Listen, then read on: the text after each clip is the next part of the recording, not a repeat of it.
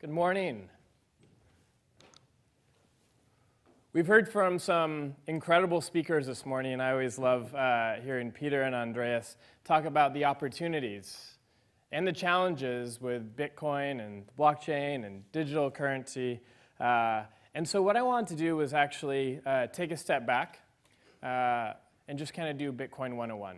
Make sure we understand the history of where it came from, how it works, why it's important, and then talk about why the MIT Media Lab is so excited about this opportunity. And Joey Ito, who's the head of the MIT Media Lab, has described it as one of the most transformative technologies in the next decade. So let's start in the fall of 2008. Some of the things that hit the headlines of the newspapers in the US and around the world was the election of Barack Obama as President of the United States, and at the same time, Wall Street crashing. But what wasn't making headlines at that same time was the release of a white paper from Satoshi Nakamoto, who may be a person, maybe a group of people, unclear. But what's important to know is that this paper that was written, Bitcoin, a peer-to-peer electronic cash system, enabled a breakthrough that had never happened before. If you think about it, you look at the title, it kind of seems like it's not that important. We have PayPal or you have online banking, so what's the big deal about this peer-to-peer electronic cash system? And then you realize, oh wait, it's peer-to-peer. And what does that enable? Well, let's take a step back. What's something that we do every day on our phones? We take images, right? Take photos, send them to a friend if they're good, delete them if they're not, put them on Instagram, put them on Facebook, and you start to replicate them at very little cost. You start to get likes, and you share it around the world. I was in Japan yesterday, took a picture of Joey when we were at this event, sent it to him in the morning, so it would start to get replicated. And that's the beauty of digital, right? That you can take these images and automatically recreate them and share them anywhere at almost no cost.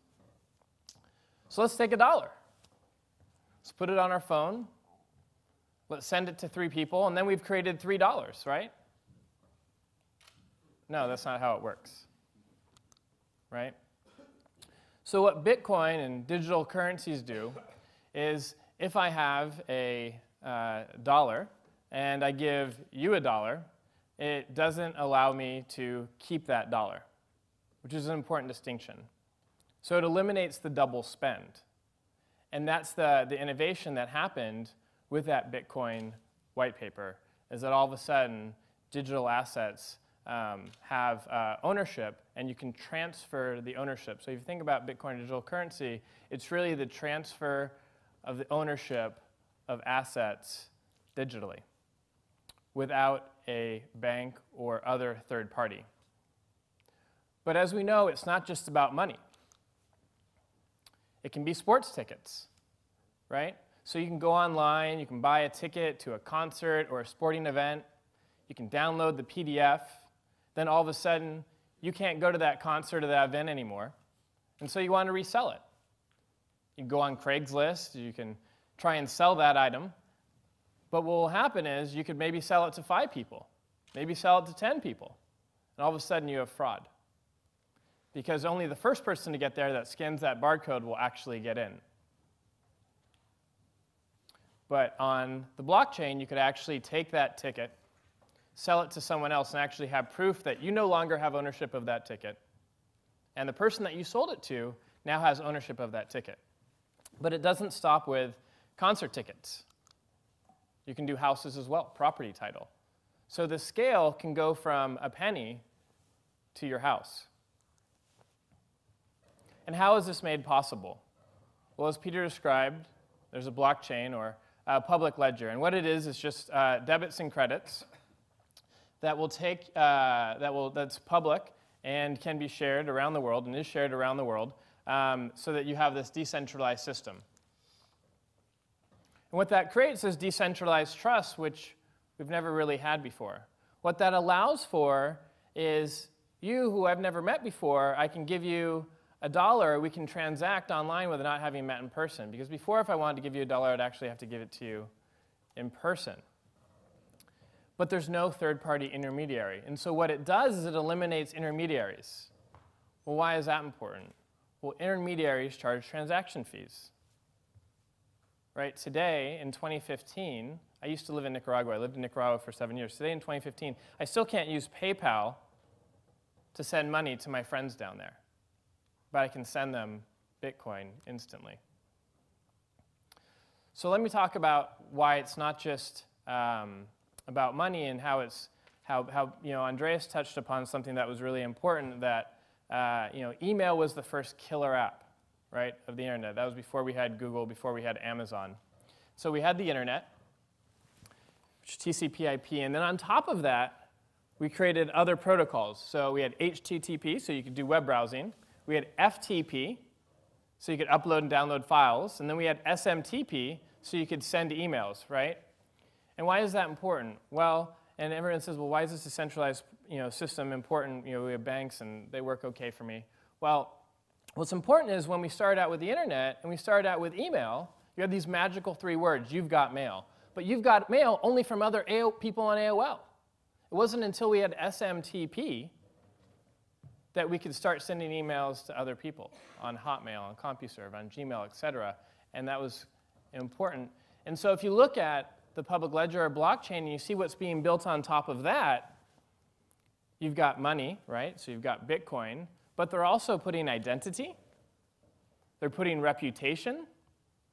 They're putting marketplace. And so these are new protocols that are built out. And if you think about it for a second, and you think about who are some of the greatest intermediaries out there, that actually replicates their entire stack. Right? To me, I call that the eBay stack. Right? What's the eBay stack? The transfer of money, your identity as a buyer or a seller, your reputation as a buyer and seller, and then the marketplace of buyers and sellers. And so all of a sudden what's happening is you have these open protocols, so you're no longer stuck on eBay, so that you can transact with people outside of eBay. And if you think about it, everyone talks about Uber and Airbnb and Lyft and these other marketplaces of being incredibly disruptive to the traditional industries, but what will be interesting in the future is that if this open protocol actually disrupts the disruptors,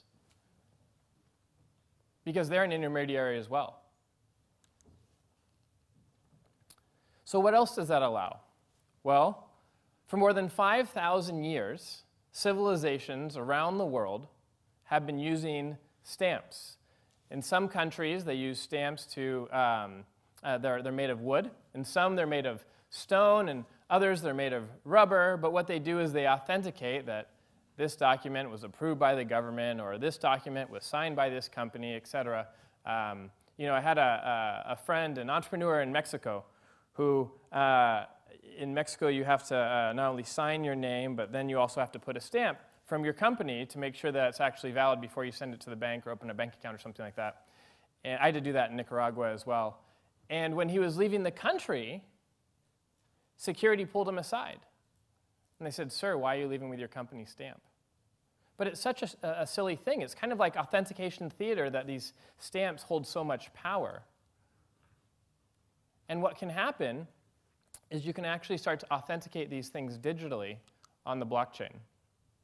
So what I affectionately call it, this authentication theater, is the rubber stamp authentication protocol, so that you can start to reduce identity theft and reduce forms of forgery. And so the MIT Digital Currency Initiative was started just 9 or 10 weeks ago. It's very new. But there's 3 main areas that we want to work on. One is research. We want to look at the security, the stability, the scalability of this platform. We have some of the top professors in the world who, like Ron Rivest, who was the R in RSA. We've got some of the top economists, like Simon Johnson, who's the former chief economist of the International Monetary Fund. So you not only hear from the people who are excited about Bitcoin, but you hear from some of the top researchers in cryptography and economics to look at these issues. We'll also be looking at social impact. There's a huge opportunity, as the previous speakers have talked about, for financial inclusion, but for other opportunities as well that I'll get into in a minute. And lastly, we need more people in Bitcoin. We don't just need the original Bitcoiners, we need more diversity. If this is truly going to have the impact that is projected onto it, we need to make sure that the people that are working on this represent the diversity of the UK, the US, and the diversity of the world. So we'll be working on that as well. So let me talk about one of the use cases that we get excited about. So this is Hernando de Soto in Juan Llanos. And what they're holding up is 40 pieces of paper that each represent a transition of ownership of property. Now, for some of you who know who Hernando de Soto is, he's a famed Peruvian economist who wrote the book Mystery of Capital. And his idea behind Mystery of Capital is why capitalism took off in countries like the United States was because most small business owners started their company by borrowing against the equity of their home. But what happens in Peru, or for example in Egypt, where 92% of people don't have formal property title, is that you get all this capital locked up and can't be used. So in Egypt, that represents more than $400 billion in capital that's unlocked. If we were to have property title, be able to go onto the blockchain. But what happens when you have a change of government in a country that no longer respects the property titles that were issued? Well, if it's on the blockchain, you can't just have someone in the back of a government office use a rubber stamp to forge something to say that you never owned that property. Or you talk about identity theft. I was talking to Andreas last night about this, and he had the way he explained it is, there's $14 billion in annual loss of physical theft each year in America. There's $24 billion in annual loss of identity theft. It's because we've been spending hundreds, thousands of years practicing protecting our property. However, we've only been trying to protect our identity for a few years. And the blockchain can help start to address this by starting to protect the information. Right now, information is of value, right? I was someone who worked in the federal government, and I got the letter from the Office of Personnel Management that said, "We're sorry to report, but your information has been hacked." So now they have my entire job application, my past addresses, my full name, my social security number, my birth date, my parents' names, et cetera, et cetera. Basically, the answer to every question that you need to reset my password for anything, for a bank, for my email, et cetera. But why is that important? Why is information valuable? Well, when you can start to give information that you only need and authenticate that you are this person in a way by using the blockchain, all of a sudden that information of just knowing that information no longer becomes of value. Or financial inclusion. I was talking to a government who delivers social welfare. They deliver social welfare, and how they distribute it is actually in physical cash. Because a large percentage of the population, 25% of the population who receives this cash, they don't live within 20 miles of an ATM. And so they actually put the cash in. They actually sometimes even put it in a canoe. And they get it out there, but it's not just one canoe, it's two canoes, because the insurance company that insures the delivery of this money says that there can only be a certain amount of money that's being delivered in each of the canoes. And so what happens is they end up spending more money on the delivery of the cash than the cash that's delivered, right? And that's why people get excited about mobile money. But what happens is, we had a question earlier that said, well, how do we get people involved? Well, what happens when 25% of the country moves to mobile money, or what happens when they move to Bitcoin?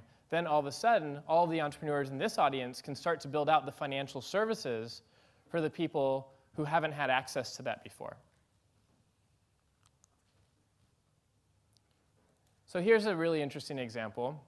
During the protests in Kiev, you had protesters who were really smart, but they didn't have access to the donations they needed to continue their protests. So what they did is they took their QR code, which is just a representation of an address, kind of like an email address, so you could send money into their wallets. It started to go around and get viral on social media, and then the TV cameras started to pick it up as well. But what happened here is when your QR code goes viral, and they believe in your cause, people start to donate money, and instantly they had $15,000 in their wallet that they could use. And so what we're seeing is, like the internet, with 2.9 billion people online every day, sending emails, sending text messages, sending instant messages, we've seen communication exponentially increase. And what we're going to see with Bitcoin is that because it's this open interoperable platform as well, you'll see transactions exponentially increase because you'll no longer need intermediaries and we can start to do it one-on-one. And I think sometimes this is really hard to explain. It's really hard to explain in the United States. It's really hard to explain in the UK and other countries where we could go walk 100 meters and go find an ATM, go pull out some money, and we're good to go, right? Or you can walk into a coffee shop and you can use your credit card. But a few months ago, I was in Iraq. I was giving a technical workshop, and at the end, I decided to say, well, why not? Why don't I just give a little quick impromptu workshop on Bitcoin? Kind of see what the reaction was. Thought maybe 5 people would show up. As you can see in the picture, more than 30 people showed up to learn about Bitcoin. These aren't people with strong technical backgrounds, but they instantly started downloading wallets. I gave them a few dollars here and there. They instantly started sending money back and forth to each other, and they instantly came up with ideas that I never could have imagined. I think what's going to be exciting is we're going to see a lot of the innovations that come along in Bitcoin, not from the UK and the US, but from developing nations where the financial infrastructure isn't as strong, and this comes out of a deep need. And so we're excited to help promote this, help support the community, help do the research that's needed as this nascent emerging technology starts to grow. And we're excited to work with you and start to address some of these social impact challenges as well. So there's my email. Feel free to email me. I'd love to talk to you. Thanks so much.